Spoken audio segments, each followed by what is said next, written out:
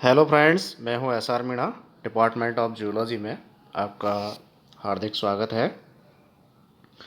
Applied zoology and microbiology के apiculture topic के बारे में हमने पढ़ा था पिछली कक्षा में। इसमें हम उसका सेकंड पार्ट पढ़ेंगे। मैंने आपको पिछली कक्षा में बताया था कि हनी भी एक सोशल इंसेक्ट है। इसमें पॉलीमॉर्फिज्म भी पाई जाती है। इस आधार पर हनी बी की 3 कास्ट या प्रभेद होते हैं। आज हम यही पढ़ेंगे, different caste of honey bee. तो जिसमें 3 कास्ट होती है, एक क्वीन होती है, एक वर्कर और एक ड्रोन्स। फ्रेंड्स, एक छत्ते में लगभग 20,000 से 30,000 हनी बी पाई जाती है। इनमें से 90% तक वर्कर की संख्या होती है, यानी इनकी संख्या 18,000 से 27,000 तक हो सकती है।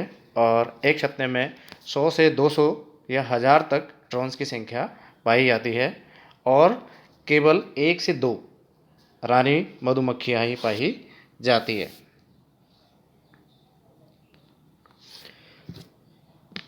अब आता है life cycle of honey bee. निषेचन के पश्चात रानी एक प्रजनन कोष में अंडे देती है। अंडे हल्के गुलाबी और सफ़ेद रंग के होते हैं। ये अंडे लंबे बेलनाकार होते हैं। रानी एक दिन में लगभग 1500 से 2000 अंडे देती है। इस प्रकार यह अपने 5 वर्ष के जीवन काल में लगभग 15 लाख अंडे देती है। रानी या क्वीन हनी बी जो होती है वो 2 प्रकार के अंडे देती है। पहला जो प्रकार है निषेचित अंडे, दूसरा प्रकार है अनिषेचित अंडे। निषेचित या फर्टिलाइज्ड जो एग होते हैं वो डिप्लॉयड होते हैं और इनसे हमेशा क्वीन और वर्कर का ही विकास या डेवलपमेंट होता है। जबकि अनिषेचित या हैप्लॉइड अंडे जो होते हैं या अगुणित जो अंडे होते हैं उनसे केवल नर यानी ड्रोन का विकास होता है। इसके बाद लगभग 5 से 7 दिन बाद दोनों ही प्रकार के अंडों से लार्वा बाहर निकल कर आते हैं और इनके लगभग 10 से 14 दिन बाद लार्वा से प्यूपा विकसित होते हैं।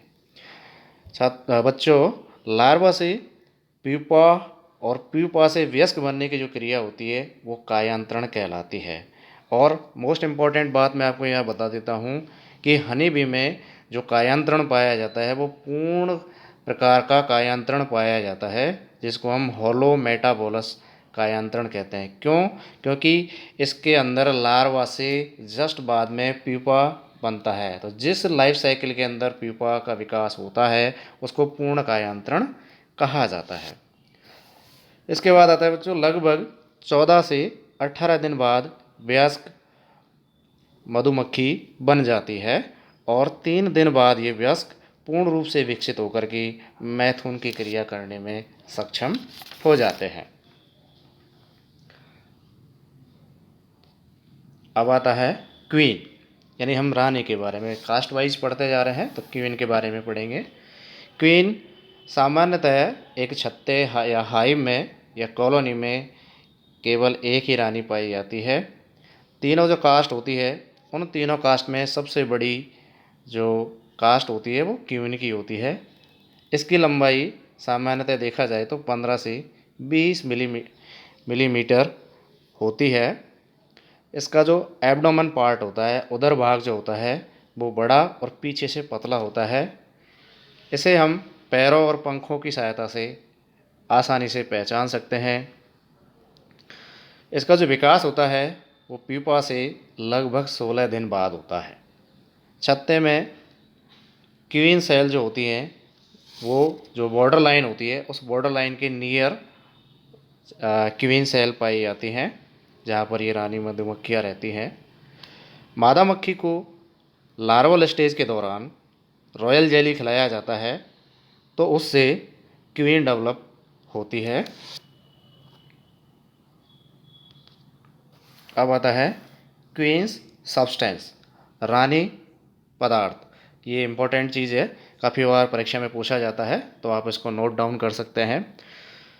तो रानी पदार्थ क्वीन सब्सटेंस, जब रानी विकसित होती है तो वर्कर के द्वारा छत्ते में क्वीन सब्सटेंस को प्रोड्यूस या सीक्रेट किया जाता है। यह पदार्थ छत्ते में नए रानी को कोष्ठकों के निर्माण को रोकने का कार्य करता है। मीन्स कि उनके एक दो या तीन सेल होती हैं, उन सेल्स के अलावा और कोई अदर क्यून सेल ना बने, उसको रोकने का कार्य रानी पदार्थ या क्यून सब्सटेंस करता है। इस प्रोसेस को एक्टोडर्मल कंट्रोल भी कहते हैं।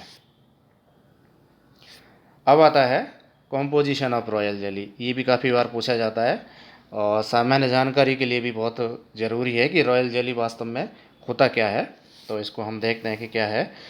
तो रॉयल जेली एक प्रकार का डाइजेस्ट या पाचित हनी या शहद होता है, जिसके अंदर अनेक प्रकार के कंपोनेंट्स पाए जाते हैं। जैसे प्रोटीन, इसकी मात्रा 15 से 18% होती है। कार्बोहाइड्रेट, इसकी मात्रा 9 से 18% होती है। लिपिड, इसकी मात्रा 2 से 6% तक होती है। इसके अलावा कुछ मात्रा में एस यानी राख, कुछ मिनरल्स के तत्व भी पाए जाते हैं, जिसकी मात्रा 0.7 से 1.2% पाई जाती है। इसके अलावा भी जो रॉयल जेली होती है उसमें पोलन और डाइजेस्टिव एंजाइम्स भी मिक्स होते हैं। ये जो डाइजेस्टिव एंजाइम्स होते हैं, ये जो लार ग्रंथि होती है उनके द्वारा शहद के अंदर मिक्स कर दिए जाते हैं। अब आता है बच्चों बर्गर। तीनों प्रभेदों में यह सबसे छोटी होती है। बर्गर की बात करें तो जो तीनों कास्ट होती है उसमें सबसे छोटी कास्ट बर्गर होती है। ये कॉम के वर्कर सेल में रहती है। 3 सेल होती हैं, 3 टाइप्स की। तो जो वर्कर सेल्स होती है उनमें ये वर्कर रहती हैं। इनकी सामान्यतः जो लंबाई होती है वो 12 से 15 mm होती है। इनका जो जीवन काल होता है वो 15 से 18 दिन का होता है। इसके अलावा भी मैं कुछ आपको अतिरिक्त जानकारी देना भी चाहूँगा यहाँ, आप इनको नोट डाउन भी कर सकते हैं कि इसको हम किस तरीके से और मक्खियों से या और कास्ट से अलग कर सकते हैं। तो पहली विशेषता कि इनमें चूसने के लिए सूंड या प्रोबोसिस पाई जाती है। हवा करने के लिए मजबूत पंख पाए जाते हैं। पोलन कलेक्ट करने के लिए इनमें पोलन सैक्स पाए जाते हैं। इसके अलावा स्टिंग बहुत ही ज़्यादा वेल डेवलप होता है। ये मक्खियाँ काटती है, डंक लगाती है, डंक करती हैं। और इसके अलावा बैक्स ग्लैंड भी इनमें पाई जाती है। ये इसकी बहुत ही महत्वपूर्ण विशेषता है जो दोनों कास्ट से इसको डिफ्रेंशिएट करती है। विकास की अगर हम बात करें, इनका विकास कैसे होता है, तो इनका विकास 1 दिन रॉयल जेली और 3 दिन बी ब्रेड अगर हम उनको खिला देते हैं तो उससे बर्गर का विकास होता है। कार्य शुरुआती दिनों में शुरुआती 3 सप्ताह में इनके अलग अलग कार्य होते हैं। फर्स्ट जो वीक होता है, फर्स्ट वीक में छत्ते की ये सफाई करती हैं। ओल्ड जो लार्वा होते हैं उनको खाना परोसना या बी ब्रेड देना होता है, इसलिए इसको फर्स्ट वीक के दौरान नर्स बी कहते हैं। सेकंड जो वीक आता है उसके दौरान ये रॉयल जेली सीक्रेट करती है, रानी को खिलाती है। इसके अलावा मोम स्त्रावित भी करती है, इसलिए इसे फीडर या हाइव भी कहते हैं। थर्ड वीक में ये शहद एकत्रित करने का कार्य करती है, इसलिए इन्हें इस ड्यूरेशन में फोरेजिंग भी कहते हैं। अब आता है आपका ड्रोन। इनकी भी कुछ विशेषता हैं, उनको मैं आपको बता देता हूँ। ड्रोन, जिन्हें हम नर भी कह सकते हैं, राजा भी इनको हम कह सकते हैं, ये छत्ते के ड्रोन सेल में रहते हैं। इनकी जो सेल होती हैं उनके ऊपर कॉन्वेक्स कैप द्वारा इनको कवर्ड किया जाता है। इनमें बैक्स ग्लैंड और डंक नहीं पाए जाते। इनकी खास बात है ये किसी भी प्रकार से डंक नहीं लगाते हैं, काटते नहीं हैं और उनमें मोम ग्रंथियाँ भी नहीं पाई जाती हैं। इनका विकास 7 दिन के लार्वल पीरियड में 3 दिन रॉयल जेली और 4 दिन रॉयल जेली, साथ ही साथ बी ब्रेड भी इनको खिलाया जाए तो उसके कारण ड्रोन का विकास होता है। अब आता है फोरेजिंग। फोरेजिंग यानी कि जो फूड सोर्स होता है उसके लिए एक स्थान से दूसरे स्थान पर जाना फोरेजिंग कहलाता है। तो इसके बारे में भी हम थोड़ा सा अध्ययन कर लेते हैं।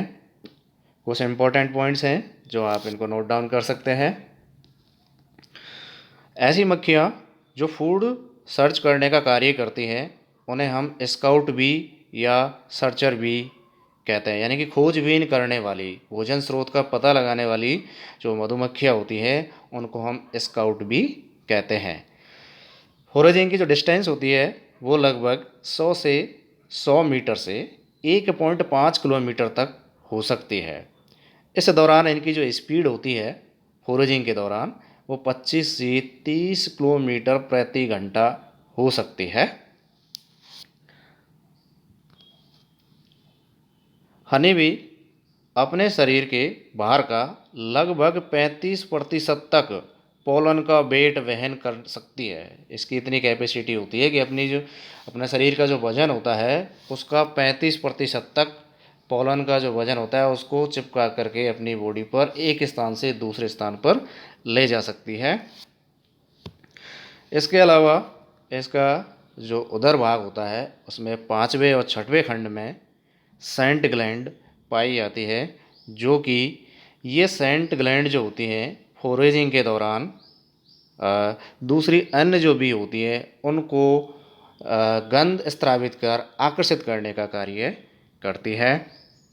मधुमक्खियाँ पॉलिनेटर का भी काम करती है, परागण का कार्य मधुमक्खी सबसे अच्छा करती है। ये हुआ आज का टॉपिक। उसके अलावा हम देखते हैं कि कॉम्पोजिशन ऑफ हनी, ये भी बहुत बार पूछा जाता है, इसकी भी जानकारी आपको होनी चाहिए। कॉम्पोजिशन ऑफ हनी, शहद का जो संगठन है वो क्या होता है, तो उसमें कंपोनेंट और उसका परसेंटेज देखेंगे हम। बच्चों, फ्रक्टोज जिसको हम लेबुलोज भी कहते हैं वो 41% पाया जाता है। ग्लूकोज जिसको डेक्सट्रोज भी कहते हैं ये 35% होता है। सुक्रोज इसकी मात्रा 1.9% होती है। डेक्स्ट्रीन जिसकी मात्रा 1.5% होती है। कुछ मात्रा में मिनरल्स भी पाए जाते हैं, इसकी जो क्वांटिटी होती है वो 2% होती है। और लगभग 17% मात्रा शहद के अंदर जल की पाई जाती है। और बच्चों, ये हुआ शहद का composition. Thank you friends watching this video. See you again in next video. Thanks a lot.